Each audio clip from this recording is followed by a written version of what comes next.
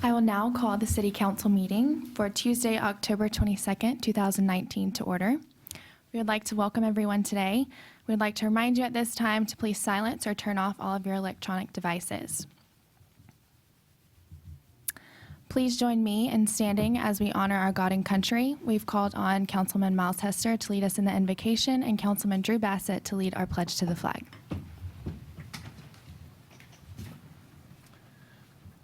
Father, we thank you so much for this day that you've given us and for this opportunity that we have to come together as fellow citizens and come together as your creation in this room and to have this city council meeting. Thank you for the city of Temple Terrace. Thank you for Florida College. Thank you for Dr. Madrigal, Mayor Jurado, and everyone else who's been involved with putting this day together. Thank you for the opportunities that you give us, and most importantly, we thank you for your son. And it's in his name that we pray. Amen. I pledge allegiance to the flag of the United States of America and to the republic for which it stands, one nation under God, indivisible, with liberty and justice for all. May be seated. I would like to mention at this time that any person wishing to be heard on items not listed on the agenda can turn in a form to the city clerk at this time. Okay, we'll begin. I would like to call up Dr. Ray Madrigal to the podium, please. It is an honor and a privilege to present to you and Florida College the proclamation, and I will read it to you at this time. Whereas city government is the government closest to most citizens and the one with the most direct daily impact upon its residents, and whereas city government is administered for and by its citizens and is dependent upon public commitment to and understanding of its many responsibilities, and whereas city government officials and employees share the responsibility to pass along their understanding of public services and their benefits, and whereas Florida City Government Day is a very important time to recognize the important role played by city government in our lives, and whereas this day, October 22nd, 2019, offers an important opportunity to spread the word to all the citizens of Florida that they can shape and influence this branch of government which is closest to the people. And whereas the City of Temple Terrace and Florida College have joined together to teach students and other citizens about municipal government through a variety of different projects and information. And whereas Florida City Government Day offers an important opportunity to convey to all the students of Florida College that they can shape and influence government through their civic involvement. Now therefore, by the virtue of the authority vested in me as mayor of the City of Temple Terrace, Florida, I do hereby proclaim as follows. Section 1, that the City of Temple Terrace does encourage all citizens, city government officials, and employees to do everything possible to ensure that Florida City Government Day, October 22nd, 2019, is recognized and celebrated accordingly. Section 2, that the City of Temple Terrace does encourage educational partnerships between city government and schools such as Florida College. Do you have any comments you'd like to give at this time? It's a pleasure to serve. I think one of the things that Florida College and all of its constituents focus on, as well as the city of Temple Terrace, is that we're involved in service, and service to God and our fellow man and woman is a beautiful opportunity for us, and we appreciate that proclamation very much. Thank you. If you'd like to approach the dais, we'll take a picture.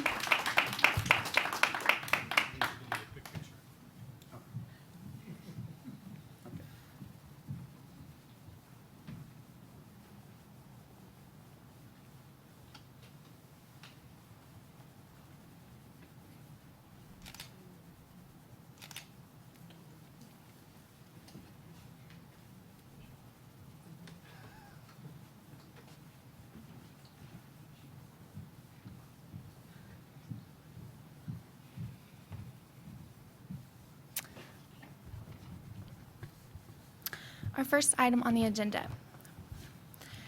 Persons wishing to be heard on items not listed on the agenda or items on the consent agenda have a 3-minute time limit. All citizens who wish to speak can come to the podium. They must come to the podium and state their name and city of residence. Individual members of the public who are present in the audience may designate in writing a representative to speak on their behalf, not extending beyond a 10-minute period. During public comment on items not on the agenda, the city manager and directors in attendance do make note of these items. During the city manager's report later in the agenda, the city manager may make a comment on the items a person brings up or where further research is necessary. She or staff manager assigned to this will reach back to our residents. It is important to note that all resident comments are taken seriously and be followed up with.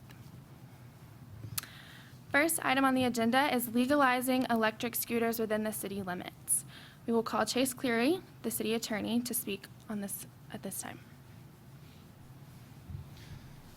On June 18th of this year, Florida Governor Ron DeSantis signed into law House Bill 453, which gives cities the opportunity to legalize micro-mobility devices, or e-scooters, for use on their sidewalks and on their city streets. And it's now before the council to decide if we would like to allow that to be the case here in Temple Terrace.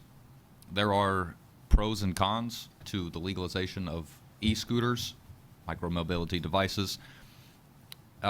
Generally, in a circumstance such as this, the scooter companies would be here to present their case for the legalization, and other groups would be present to defend against it. I'll summarize. E-scooters are fun. They're extremely enjoyable for people to use. They're efficient. They solve a problem of short commute. They're environmentally efficient, and they present a good opportunity for data collection that helps us understand better how to lay out our cities. However, as pilot programs in other cities have demonstrated, scooters can present a serious public health risk and a danger to citizens. They can present the opportunity for code violations, and of course, they are liability to the city. As city attorney, it's my primary responsibility and concern to protect the city of Temple Terrace from situations in which we are financially or otherwise liable to people who have been hurt or injured by these e-scooters. So my primary insistence before questions are taken about the issue is to insist that should e-scooters become legal for use on sidewalks or streets in Temple Terrace, it's very necessary that the city would sign some form of liability agreement, as with the situation of Coral Gables, which is a city in the south of Florida. They signed a non-exclusive professional services agreement with scooter companies who populated their city with scooters, indemnifying them from all liability in the event of property or personal damage. The agreement states that the pricing on the scooters from with respect to the citizens would be fixed and firm, that they are not able to raise their price, and that the city of Coral Gables does not pay those scooter companies any form of compensation. And of course, the agreement also holds the city harmless in the event of negligent or reckless behavior on the part of citizens during the use of scooters. So it's now before the council to decide whether or not we ought to legalize these micro-mobility devices or e-scooters in light of the pros and the cons of their legalization. At this time, are there any questions or comments from the public?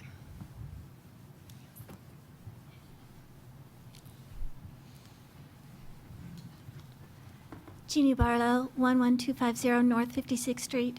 When you're talking about scooters in Temple Terrace, what are we talking? Are we talking about sidewalks or streets? Because I think there'd be a big difference if you allow it on the sidewalk versus the street. Is there some kind of differentiation between the two?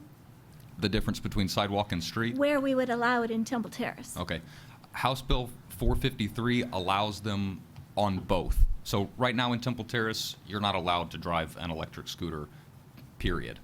And there's been some consideration about the problem presented. So on sidewalks, you have pedestrians who are walking on feet, and the introduction of a motorized scooter presents a danger to those citizens. On streets, you also have like bike lanes, and as well as say the street where cars would be driving. So the difference is, I'm not sure exactly. I know the difference obviously between a sidewalk and a street, as I hope all of us do. But the proposition before, the proposition of House Bill 453 allows those electric scooters to be driven either on a sidewalk, say where pedestrians would be walking, or in bike lanes and on city streets.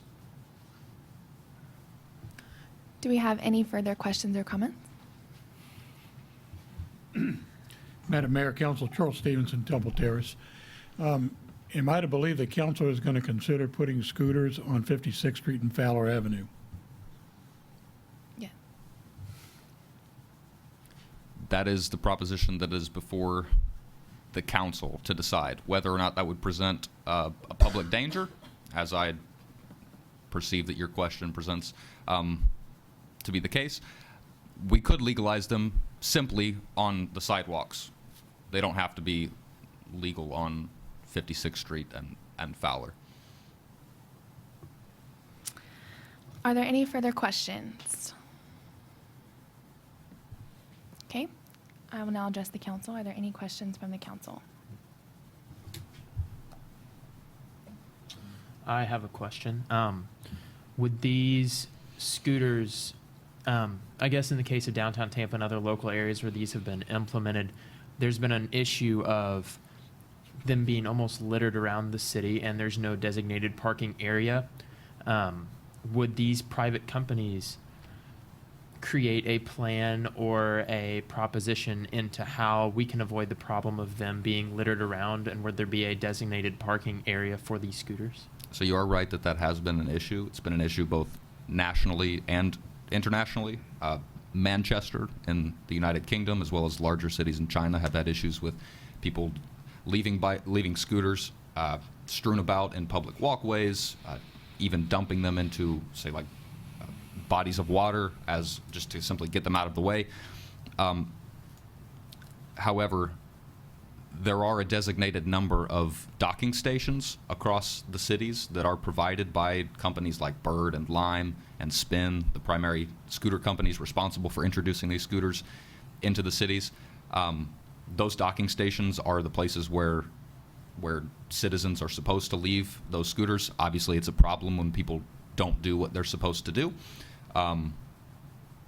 So the docking stations is the primary resolution to that. I would also add there are no drive zones. So there are 3 areas where citizens are not allowed to be driving scooters in Tampa. There's a main section of Ybor, the Tampa Riverwalk, and then there's one area that escapes my memory at the moment. But that's another resolution. Like there are areas where people are simply not allowed to take the scooters. Do we have any representative of the police department in the room? My question would be, as far as, again, from the city attorney's perspective, as far as the liability of the city, but also if people are going to be injured from these scooters, if people are going to be in these no drive zones, how, as far as, would they get a ticket? How would that work with our police department? Hopefully they wouldn't be injured in no drive zones because they wouldn't be driving there.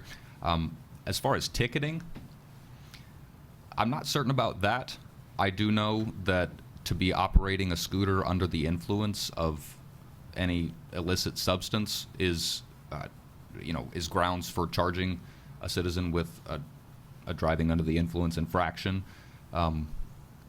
As far as ticketing, typically the top speed of a scooter is about 20 miles an hour.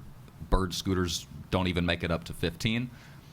So the idea could perhaps be that the scooters would be limited to areas of the city or to roads, say not like Fowler or 56th Street where the speed limit is 45, 50, but rather only to roads where the speed limit is, say, under 35, under 20, whatever the council would deem appropriate.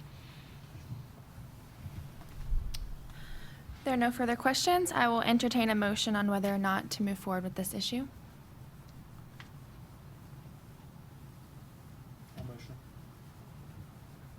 I'll second. Are there any comments at this time? I think my primary concern with the implementation of scooters in Temple Terrace would not only be the safety of the operators of the scooters on dangerous areas such as Fowler and 56th Street. There's areas of those roads that are rather narrow that I think it might be difficult for the scooters to navigate, and it could impede pedestrians that are trying to navigate up and down those roads and potentially cause danger to them. I think that, and I don't know Mr. Hester's opinion on this, but I think that this could be something that is looked upon in the future as they continue to develop, because it is a very new industry, and there hasn't been much experience with implementing this in smaller cities such as the city of Temple Terrace. Similar to what Councilman Bassett was saying, my primary concern would also be the liability of the city as far as accidents. There's several ways in which the accidents could occur with scooters, whether a scooter running into a pedestrian getting in the way of a scooter getting in the way of a car. There's several ways in which those accidents could happen.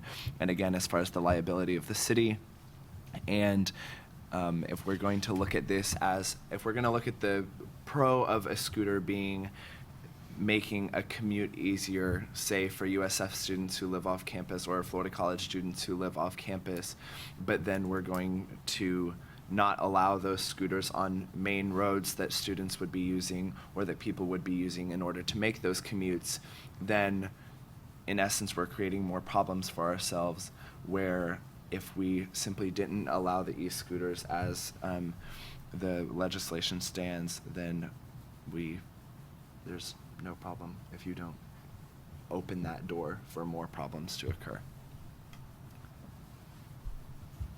There are no further comments. We will now vote. All in favor, say aye. All who oppose, say nay. Nay. We will carry forward as the motion fails. Our next item on the agenda is compensation. The pros and cons of increasing the minimum wage for city employees to $15 an hour. We will call City Manager Anna Palmer to speak on this issue. Good morning. It has been brought to our attention that many employees would like to raise the minimum wage for city employees to $15 an hour. This has become an issue because we noticed that many workers in our city have been leaving after they are trained to move to higher paying positions in other cities. And the city of Temple Terrace takes pride in our workers, and so we would love to offer very livable wages for everyone, as well as keep them in our community working hard. So while we would love to raise wages and give everyone compensation for their work, we do run into a problem that is sort of a domino effect. If we raise the wages of our lowest paid employees to $15 an hour, we need to address other workers who are already in positions being paid around $15 an hour and consider whether or not we will raise everyone's wages. We will need to balance our budget every year, and the two ways that we can do that are to either cut back on services or increase property taxes for the community as a whole. Neither of those are very ideal situations, but we do understand that in order to keep our city running, we may need to tweak those things at different points in time. So the city of Temple Terrace has increased wages across the board for city employees the past 2 years by 6%. Each year has increased by 6%. So we have made efforts to raise these wages, but we do need to consider the long-term effects of raising wages for everyone, because it does kind of create a cycle. If we raise wages, then again, we must either cut back on services or increase taxes. And then increasing taxes will raise the cost of living, which then means that wages will again need to be increased. So it all kind of creates a cycle of inflation. And as city manager, we would love to, I would love to raise these wages to keep employees in the area. but I must consider balancing the budget as well. And so efforts have been made the past 2 years, and next year we do plan to look at the budget again and see what areas can be tweaked, whether that means cutting back on services or increasing taxes. We will try to do it in a very balanced way so that everyone is living under fair compensation.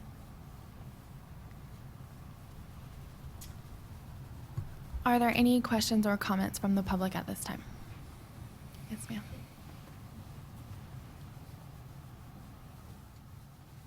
Jeannie Barlow, 11250 North 56th Street. Well, you've been very generous with the City of Temple Terrace employees, and we thank you very much for that. We still have positions that are paid under $15 an hour. How do we expect to compete with those cities who have raised their minimum wage to $15 an hour?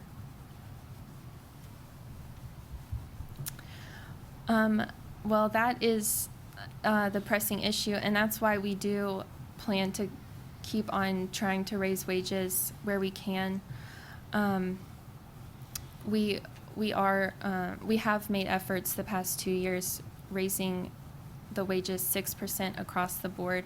So I do feel like we are taking steps towards that. It might not happen overnight, and so efforts are being made to raise wages so that we are competing with cities in surrounding areas. Are there any further questions or comments? Yes, ma'am. Lori Hayes, City of Temple Terrace. I've been working for the city for 5 years, and when I started, I was making $8 an hour, and I'm just up to 15. So now you're telling me that you're going to hire somebody tomorrow, and they're going to be making the same amount of money as me? I mean, you can't just do this in a vacuum. You've got to give everybody in the city an increase. Yes, that is the goal, is to increase everyone's, and that's why it is a slow process, because increasing everyone's will cost a lot of money. We do plan to extend those benefits to everyone, not just minimum wage workers. Any further questions? Madam Mayor, City Council, Tom Baroni. I just have a quick question. Would this benefit part-time and full-time employees? And do you feel as though the city can afford this in the budget? Thank you. Right now, we are focusing on full-time employees, and as I said before, there isn't room in the budget if we want it to be balanced, and that's why we are working to slowly cut back on services or increase taxes. We don't want to make any drastic changes at this time just to afford raising wages. Any other questions or comments from the public? At this time, we will extend questions to council members. My main question would be, as far as if we're going, you mentioned that if we're going to raise wages to $15 an hour, we would have to cut out some other services or different things to balance the budget. Do you know specifically what those would be, or what that would entail, like how much we would have to cut out in order to balance our budget so that we could pay our employees more? I have not looked into that enough to know what specific services. I would definitely have to meet with different members here today to see where the city may have excess, where we can cut those services. We never want to do that. It's not really an ideal situation to cut services, but we will look where we have excess, and I will definitely need to hear contributions from everyone who is informed in all of those specific areas. You mentioned competing with other cities and their wages.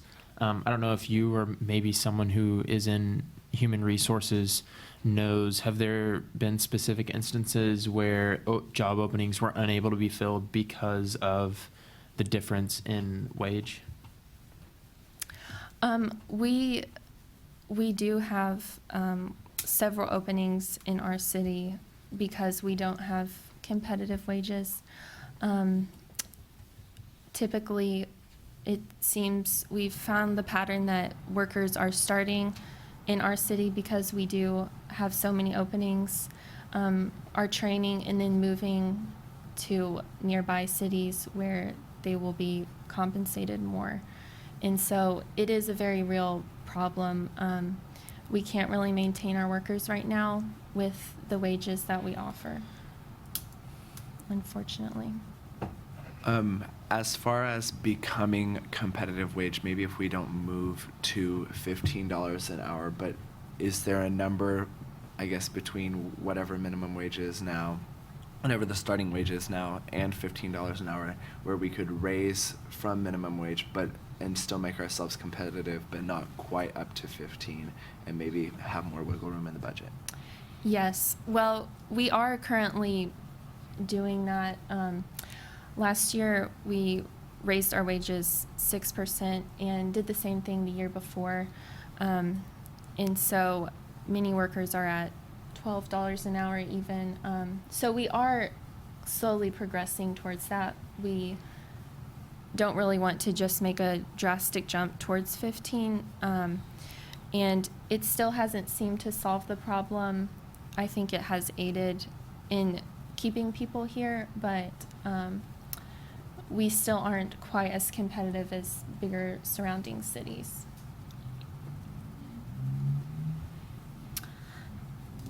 If there are no further questions, I will entertain a motion on whether or not to move forward.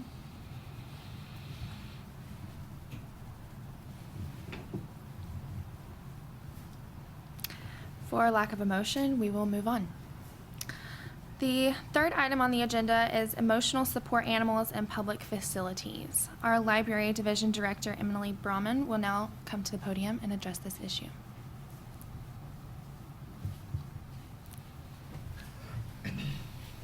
My name is Emily Branham. I'm the Library Division Director, and the issue I've been asked to address is whether emotional support animals should be allowed in the public facilities of Temple Terrace. There's a lot of confusion about the definition of an emotional support animal, so to be clear, it is not the same as a service animal. They are not trained, but they still provide companionship to those with emotional disabilities. And through this companionship, the symptoms of a person's emotional disability may be alleviated, allowing the person to function normally.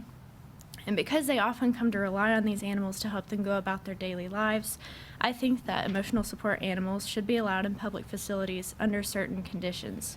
However, this does raise some issues, and I think it's important that we address them. So since emotional support animals do not have to undergo any sort of training, they don't qualify as a type of service animal.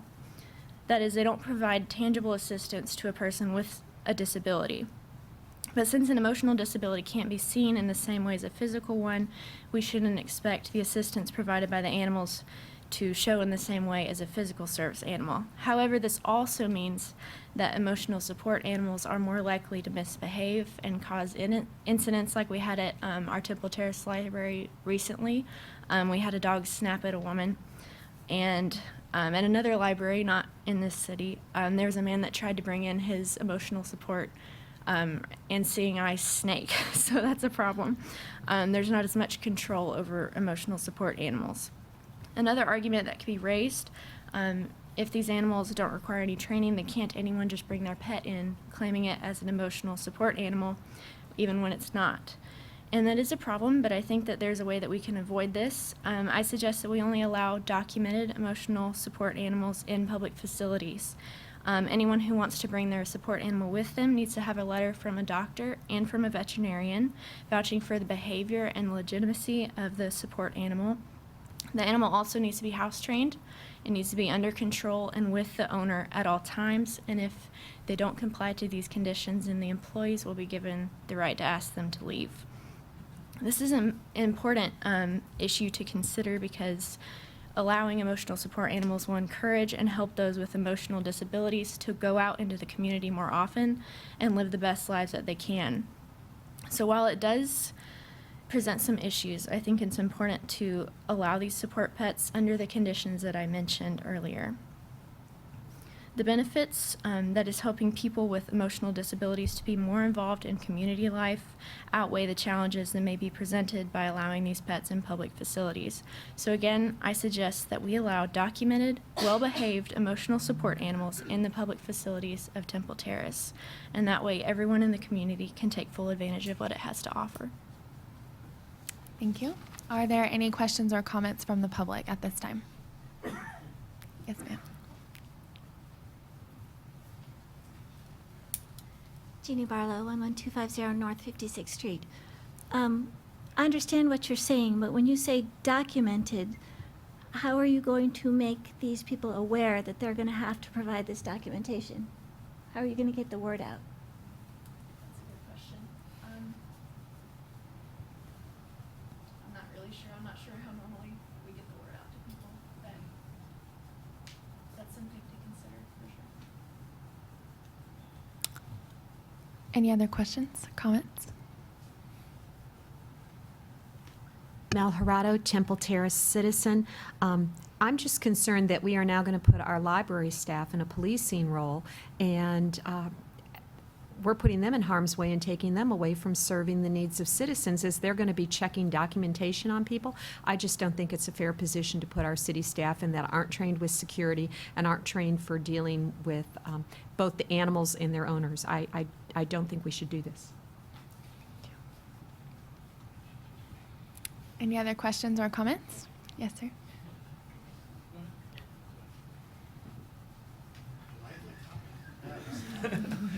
Carl Langfeld, City of Temple Terrace.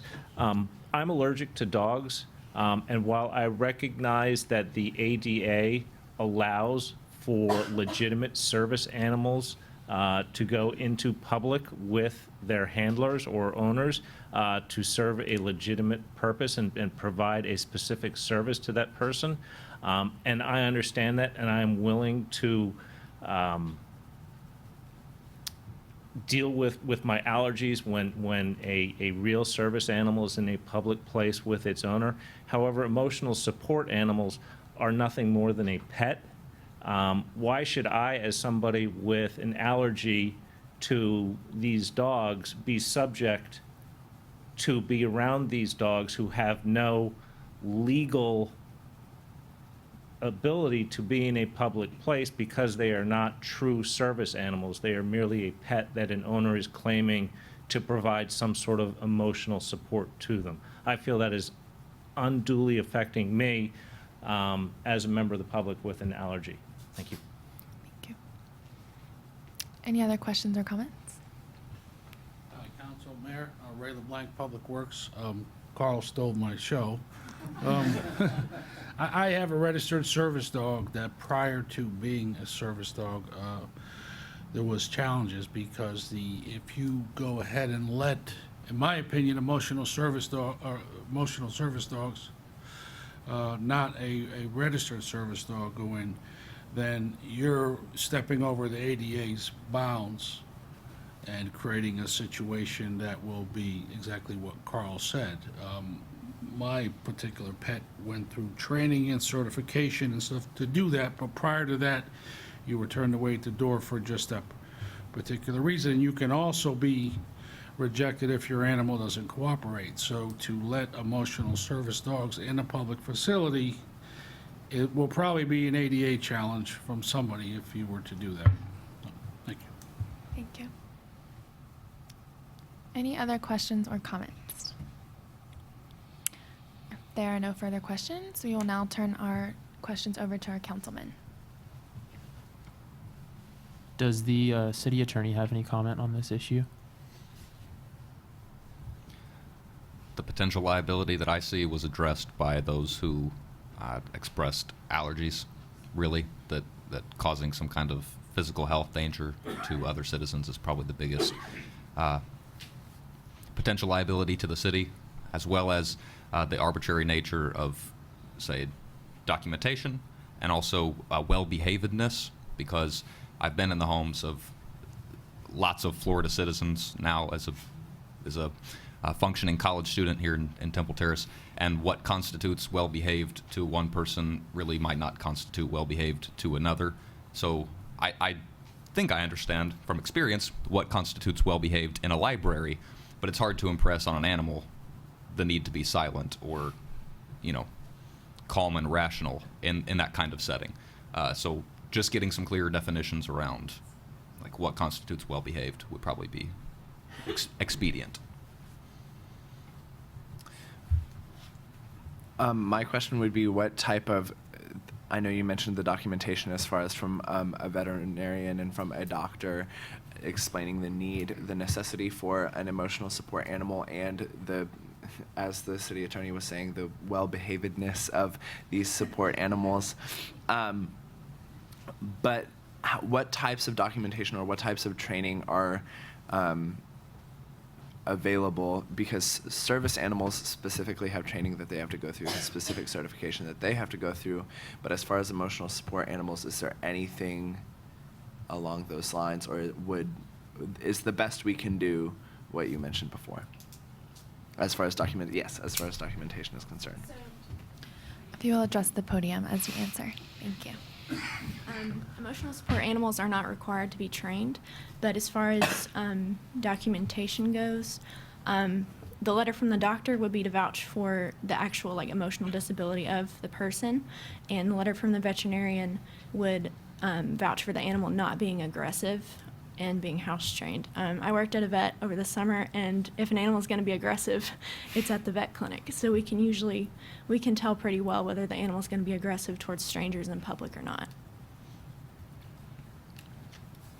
Thank you. Any further questions? Would it be at all possible for the library to give out specific certifications, so the first time you go to the Temple Terrace Library or maybe a Hillsborough County library with your emotional support animal, you get a certification specifically for that animal, so that every time you come in, you don't have to bring this letter back every time, where you can just have almost an ID for that animal? Okay. I hadn't thought of that, but that's a good idea.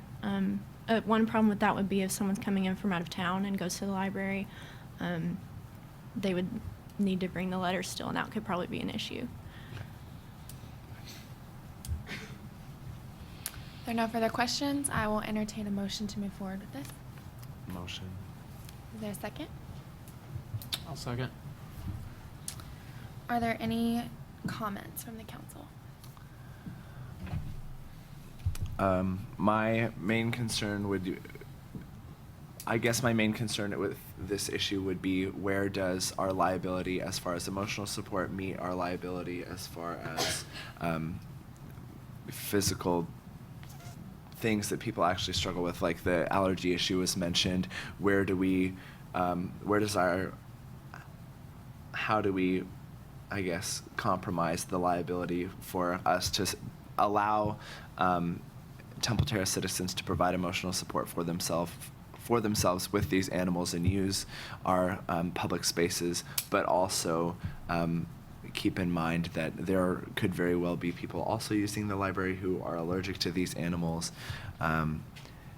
And again, similar to the scooter issue, I feel that if we allow these emotional support animals to be used, it could be opening the door for several issues, several gray area issues, if you will, that wouldn't present themselves if we simply didn't allow the emotional support animals in the first place. I think while allowing emotional support animals, as was proposed, is to ensure that everyone can use public facilities and to enable those who are using emotional support animals to function, I think you also put at risk those who are allergic to those animals, and while you allow one group in, you're allowing another group to not be able to use those facilities in the same way. There are no further comments. We will now hold a vote. All those in favor signify with aye. All those opposed signify with nay. Nay. Nay. Motion fails. We will move on to item number 4 on the agenda, needs assessment for an emergency operations center. If our Fire Chief April Haywood would please come to the podium at this time. Hello, April Haywood. As Fire Chief of Temple Terrace, I would like to present to the council today the dire need of an emergency operations center and why it is beneficial to the safety of our city. Currently, in the event of a hurricane, the station is used by all the department heads to work out of. Unfortunately, the building is old and it's not built for hurricane winds.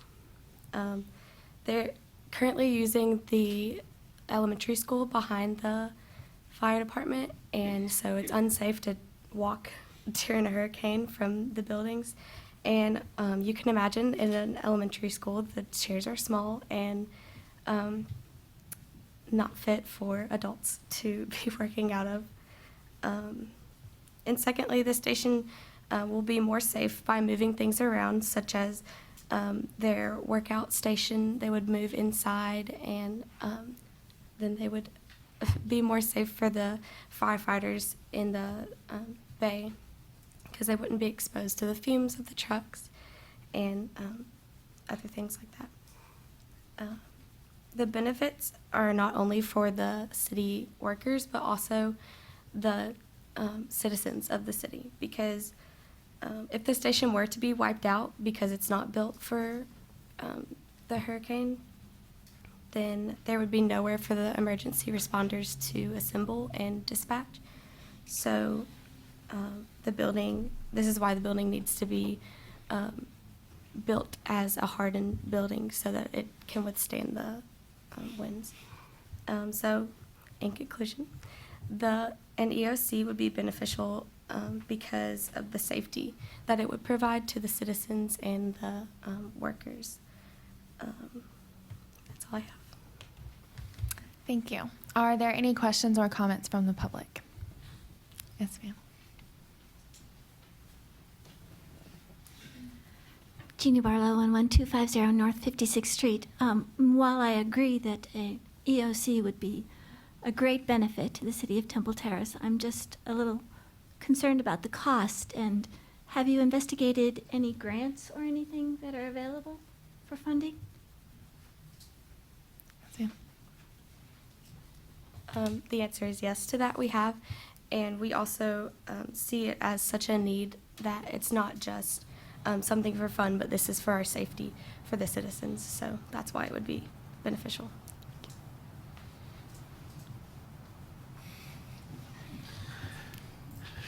Hi, Ian Kemp. I live at 124 Bullard Parkway. I've talked to the fire chief numerous times, and as a citizen and longtime resident of Temple Terrace, I think it's imperative that we look at this. It's my understanding that the chief has worked diligently with the city manager to look at some funding through our state senators. Also, there are hazard mitigation grants that are matching. I think the city would be in the tune of 20% if we were able to get that grant.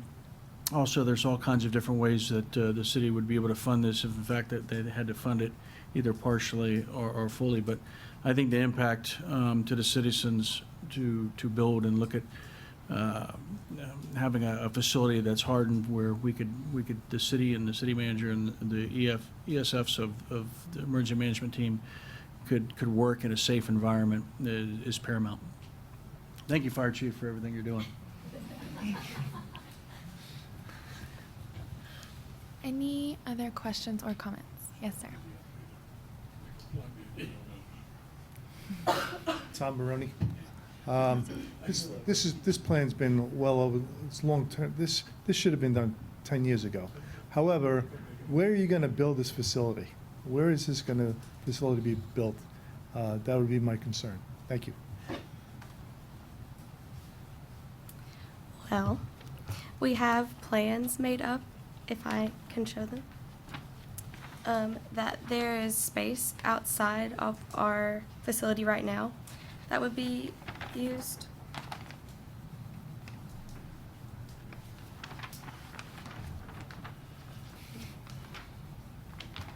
So you could see this area right now is like grass and stuff like that, so we could build a hardened building that would withstand Category 5 hurricane winds. So right there.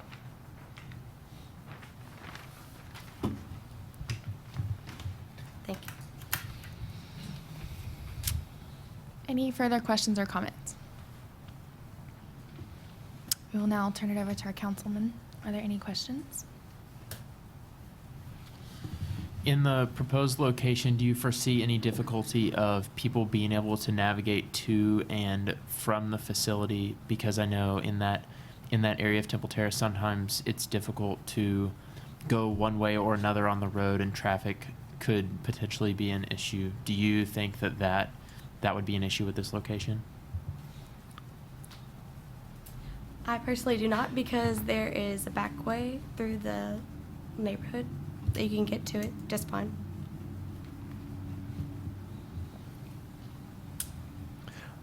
Could we hear from the business office as far as any alternative spaces or plans as far as other space that could be used for this facility, maybe to make it bigger or maybe to put it elsewhere at a more central location? Sorry. I'm just a citizen right now. Right now, we have not looked into that. We're not sure. We'll have to investigate that more. Sorry for not having a more well-prepared answer. That's what we call a zinger. It happens all the time in real life. That's all I have. That's all I have. Okay. I will now entertain a motion whether or not to move forward. Motion. I second. Are there any comments? Just knowing what little I know about the history of Temple Terrace and this specific area of Tampa, I know we had Matthew. I didn't live here at the time, but we had Matthew come this way about, I think, 5 years ago. My freshman year at Florida College, we had Irma hit us. I know Dorian was close-ish, but it didn't really hit us too bad, but there was definitely concern, definitely in the area. And as common as hurricanes are, and I believe that having a space like this, like was mentioned by the fire chief, that where first responders could all assemble in a state of emergency, even if it's not just a hurricane, whatever type of emergency that might be, if we have a space for our first responders to go, if we have a space that the entire city knows in case of emergency to go, just having that specific location where if we need to bring in first responders or anything like that from the outside, having that one space sounds like budgeting between the grants, sounds like a lot of research has been done that make it a good idea. Any comments? Okay, we'll hold a vote. All those in favor signify with aye. Aye. Aye. All those opposed say nay. Motion carries. Thank you. We will now move forward with number 5 on the agenda, stray cats. If the Code Compliance Director, Jensen Butler, will please address the podium. Hi, I'm Jensen Butler. I'm the Code Compliance Director. The issue I'm addressing today is the stray cat problem in Temple Terrace. This is a very sensitive topic because many people love cats, but there's just an equal amount of people who do not like them, and they don't want them on their cars and their yards. And as a cat lover myself, I feel strongly about this topic. The first step I would do is to educate the citizens on what to do if they have a neighbor who is feeding a bunch of stray cats and it's going into their yard, and they're not happy about that. So the first thing they would do is make a complaint to me, the Code Compliance Director, or our department, and to do that, they also need another neighbor or citizen who feels the same way as them to do that. And then their next step would be to make a police complaint with the police department. And then there would be a follow-up where an inspector would go out and investigate the situation. And that's pretty much how you deal with the situation.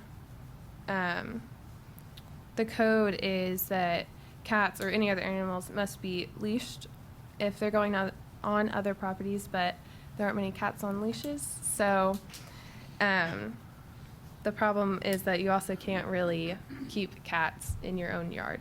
So this is an issue that we need to address.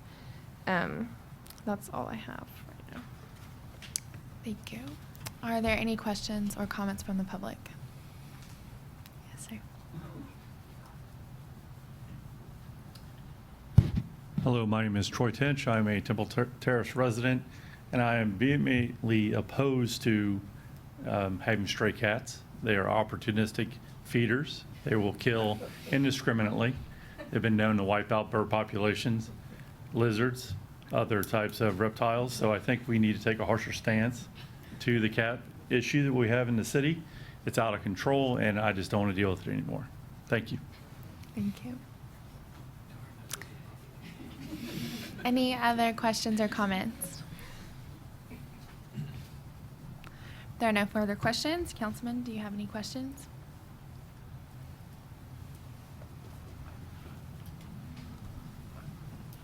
I guess I would ask, what are you wanting us to move on? What are you, I know there's an issue with stray cats, and you're proposing that just that's the procedure to follow, or what is the proposal?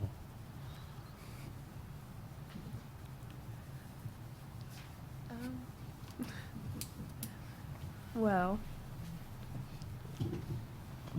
it's a good question. I guess that maybe we need to educate our citizens more on how to deal with it, because there's also been an issue of people doing horrible things to cats if they see them in their yard. So I guess, yeah, educating the public on how to deal with this problem. Once your office received complaints, I know you mentioned that if we're going to make this motion so that this education system and this complaint system is in, is the way we're going to deal with this, what would happen next? If someone complained and it got to your office and it was found out to be a legitimate complaint, how would the problem be solved? So if they get like a warning violation, and if they don't fix the problem within 3 to 5 days, then they'll get a notice of violation, which is a fine, and then it can just keep going on and on with that. Yeah. Okay. Thank you. No further questions. I will entertain a motion on whether or not to move forward. Motion. Second. Are there any comments? I feel like this plan kind of is the best of both worlds as far as, like you said, some people hate cats, some people love cats. And so if you warn people, if they want to like their cats in their own space, then they can do that. But if they want to complain about the cats, then there's a logical proceeding for that based in that office. And so I feel like this is, yeah. Okay, we will hold a vote. All in favor, say aye. Aye. Aye. Okay, motion carries. Thank you. We will now move to item number 1 under new business and board reports. Item number 1 is incentives for redevelopment in the city. We will call on Business Relations Manager Jarrett Ferguson to address the podium. Jarrett Ferguson, Business Redevelopment Manager. I'm here to talk about the incentives for redevelopment, particularly within the 20 acres near the corner of Bush and 56th, and how to do that without sacrificing financially And so the idea is, what cost-effective incentives can we implement to bring in these businesses that generate more jobs and revenue for the entire city? And there are three main solutions that I'd like to propose to the council that I think would accomplish this. One is simply offering communication and marketing cooperation. And so that would include some obvious things such as print, right? Using newspapers, magazines, things like that, in which we work with whatever business or developer that is looking into this development. We work with them instead of them having to use their resources to market or communicate what they want to do within the city. We can use our resources to accomplish that instead. And so that would also be public postings. So within public buildings, we would like to, within a certain number of months, have TVs or screens such as we have here within each of those buildings, and we would be able to use those to advertise and market for those businesses that are interested in coming. And then the final thing would be social media. We have a fairly large following within our community on Facebook and Twitter and YouTube, and we can use those channels to communicate to our community what businesses are coming, what developers are coming in. And so we could work with them in that sense. The other thing is offering expedited permitting. And so in this business and development in this industry, time is money, right? And so if we can give them this permit as quickly as possible so that they can develop on this land, that saves them a lot in the long run. And so what we would do is we would put these businesses at the top of the list, and we would try to expedite that permitting process just as soon as possible so that they could get to work and therefore save money. And then the final thing is offer entitlements for pre-development. And this is probably the most challenging and requires the most work, but essentially this would involve researching any development that has gone on within the past several decades, and looking into what impact fees have already been implemented upon those previous businesses, and therein offering a discount for these new businesses coming in. So essentially part of the impact fee would have already been paid previously, and so now, without sacrificing anything financially, we can offer them this discount. So those are the three potential solutions. There are maybe some other ones, but those might cause us to have to sacrifice something financially, and I don't know if we want to look into those at this time, so I'll now place that before the council. Thank you. Are there any questions or comments from the public? Yes, ma'am. You may address the podium. Jeannie Barlow, 11250 North 56th Street. Do we have the acreage? I mean, there are lots of larger corporations in the United States, and I know they're looking for large parcels of land. Are we able to accommodate them that way? So if I understand the question correctly, I don't know that we are necessarily wanting to invite large corporations into this 20-acre space. Right now, there are contracts in place for some development to go on, and in at least one of these areas, I think it's dealing with Paragon developers, but at least within that section, it's inviting businesses in to fill what's already there. And so it wouldn't necessarily be dealing with large corporations, but I'm not sure I completely understand. In another section of this 20-acre plot of land, there will be housing development, there will be an apartment complex, but I'm not sure if if I answered your question there properly. But Any other questions or comments?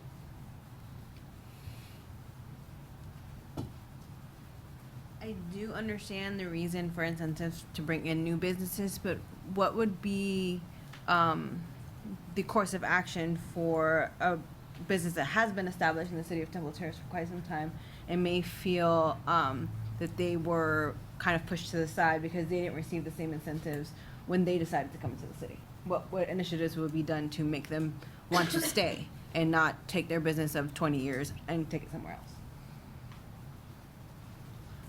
okay, that is an excellent question.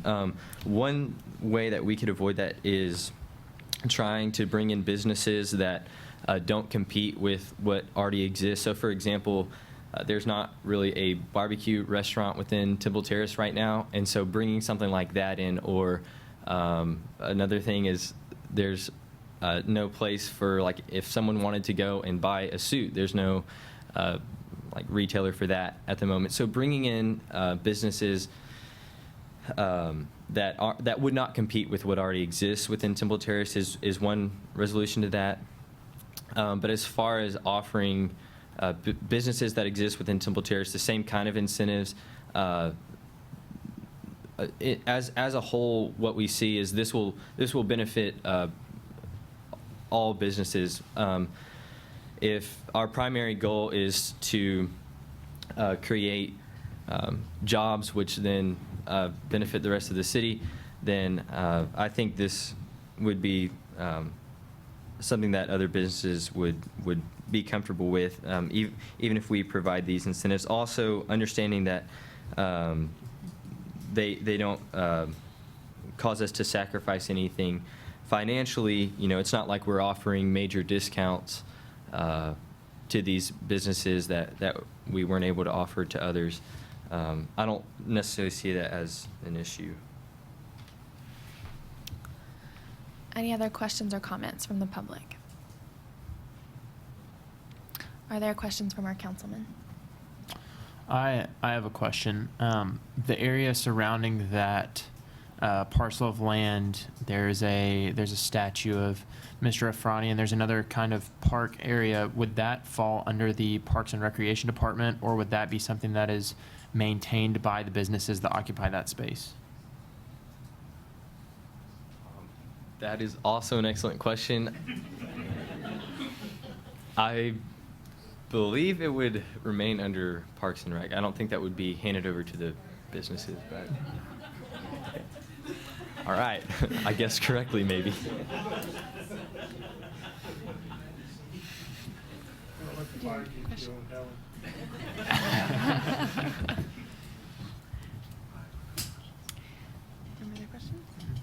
Okay, I will entertain a motion on whether or not to move forward with this issue. A motion. A second? Okay, are there any comments?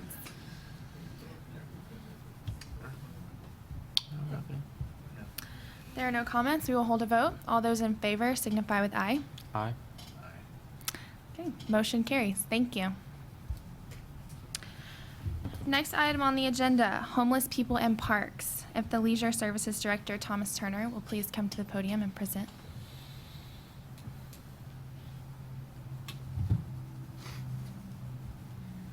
As the Leisure Service Director, I've been made aware that the Temple Terrace community has a significant homeless population, and this population frequents our city parks.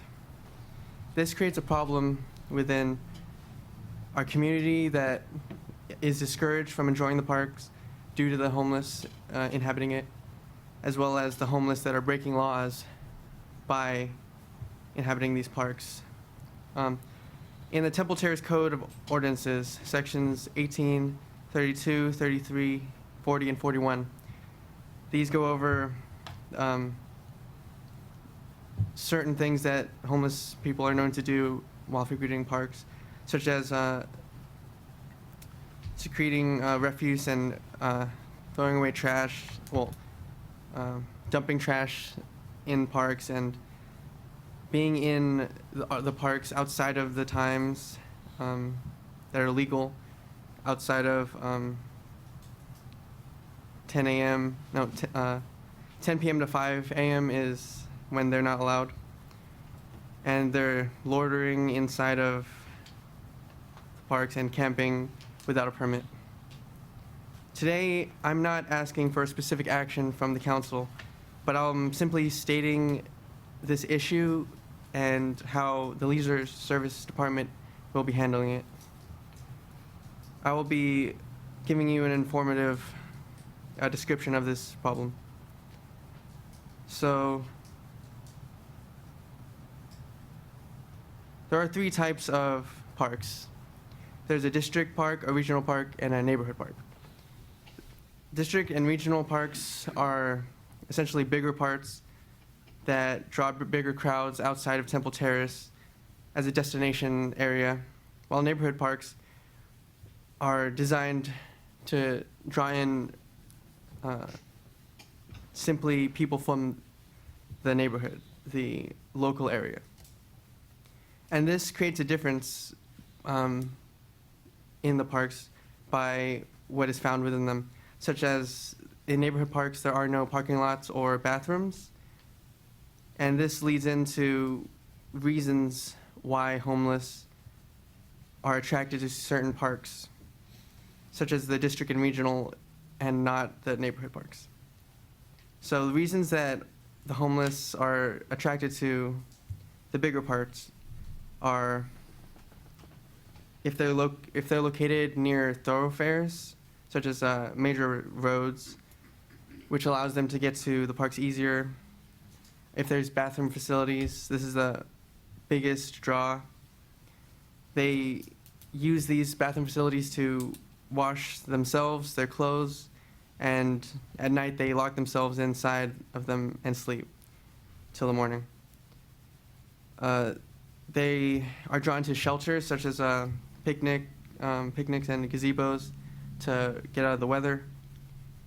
And also, finally, they use the accessible electricity that is designed for community events in the parks, but they use it to charge their electrical devices.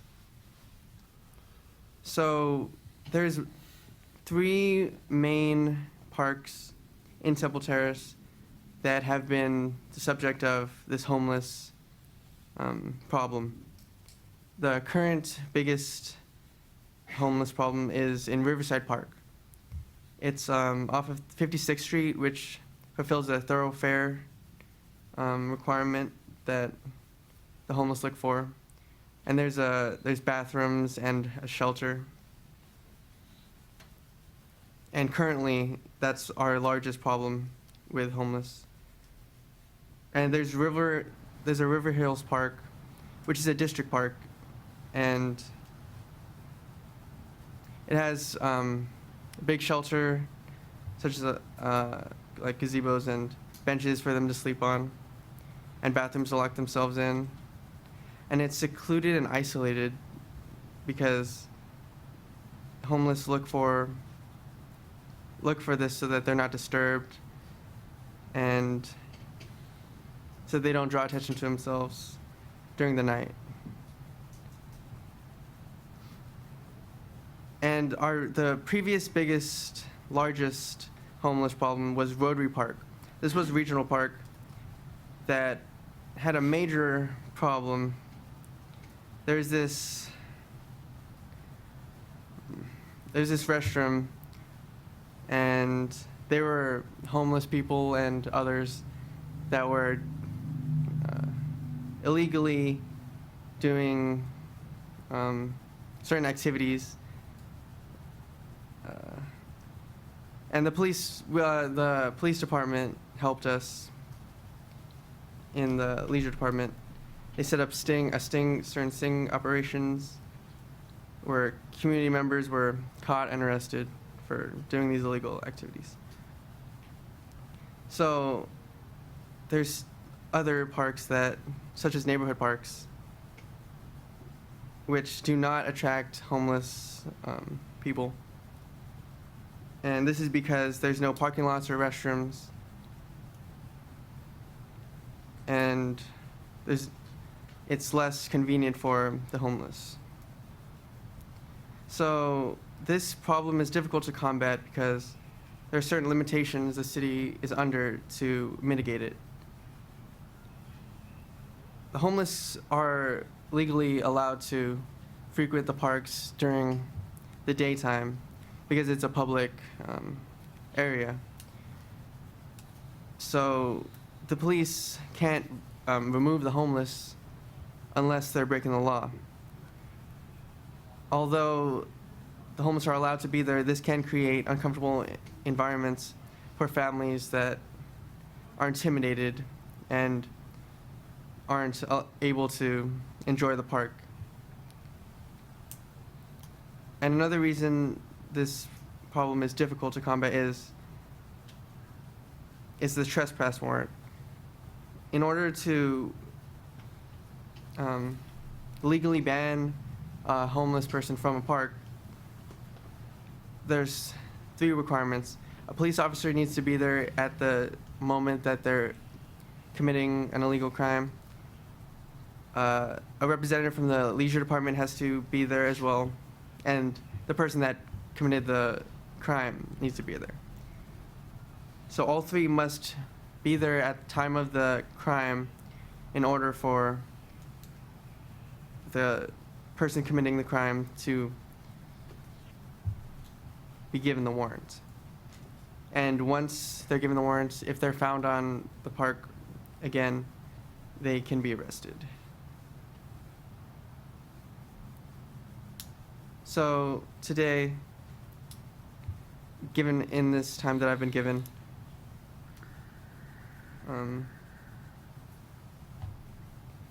I've addressed this issue and shown how the leisure department has worked with the police department to fulfill our duty and to work against this problem of homelessness. Thank you. Are there any comments or questions from the public? Okay. Are there any questions from councilmen?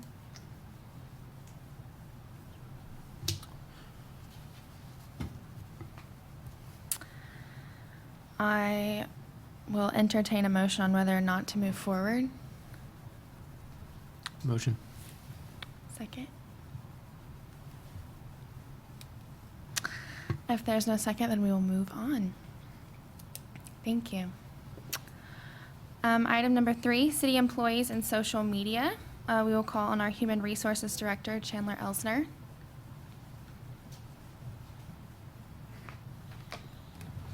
Good afternoon, Chandler Elsner, Human Resources Director. There's been a trend of city employees speaking negatively about the city on social media recently. I just wanted to give a reminder that although there are no restrictions on personnel accounts as far as our social media policy says, we as city employees, we are under a different scrutiny when it comes to things that we say. There's a difference between citizen talk and employee talk. A citizen spouting off about traffic is very different than a city employee spouting off about his supervisor. It just doesn't help with the flow of our business. It doesn't look good on our end.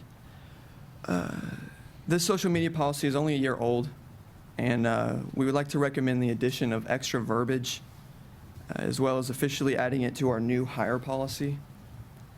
We are open to any other recommendations from the council on what to add to this policy to ensure both the city and its employees use social media responsibly while also expressing their right to freedom of speech. I have copies of the social media policy if you would like them.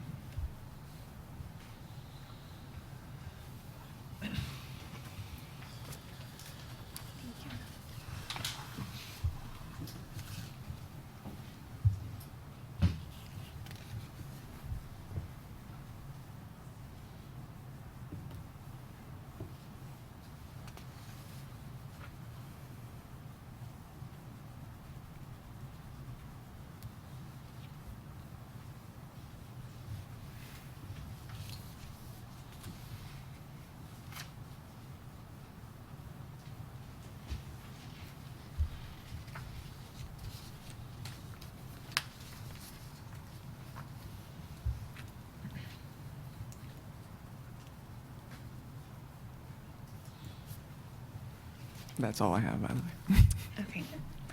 Are there any questions or comments from the public? Yes, ma'am.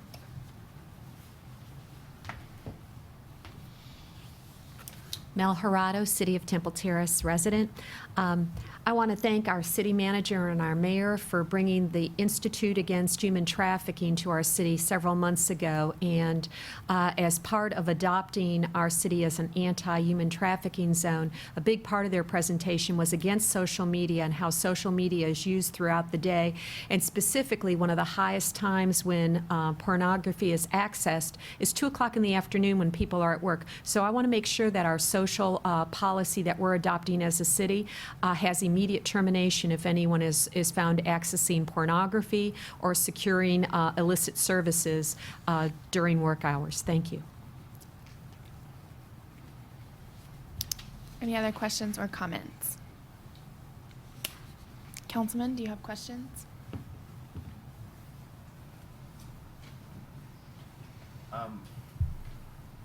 According to, I guess I just haven't had a lot of time to look through it, but as far as who would be in charge of enforcing this? Would this go up to, would this come to the council, or would this come to specific managers? Or Well, it's actually brought to our office, and then we investigate further okay. To make any decision on what to do. Okay. Mr. Bassett, any questions? Okay.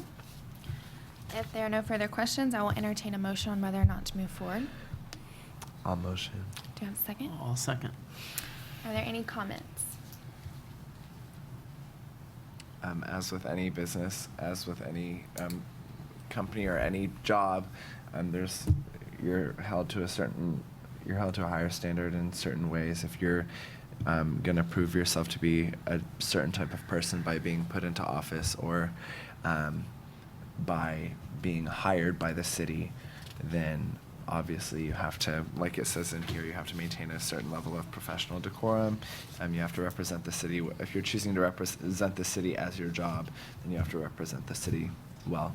So I agree that. I think while you do want to represent the city well, it's important to be careful that you're not impinging on free speech, and it could create a gray area into what is acceptable and to what is not. It seems as the decisions will be made as kind of a case-by-case basis, but I think it could potentially raise the problem of some of these issues being difficult to define. Okay, we will hold a vote. All of those in favor say aye. Aye. All those opposed say nay. Nay. I am the tiebreaker, and I say aye, so motion carries. Thank you. Due to police chief's absence, we will be omitting item number 4 on the agenda, which brings us to the city manager's report. Miss Anna, do you have any comments or anything to say? I don't think so. Thank you, everyone, for coming and for preparing. I look forward to working further with you on everything. Okay. Is there any further business to come before the council? If not, meeting is adjourned. Thank you.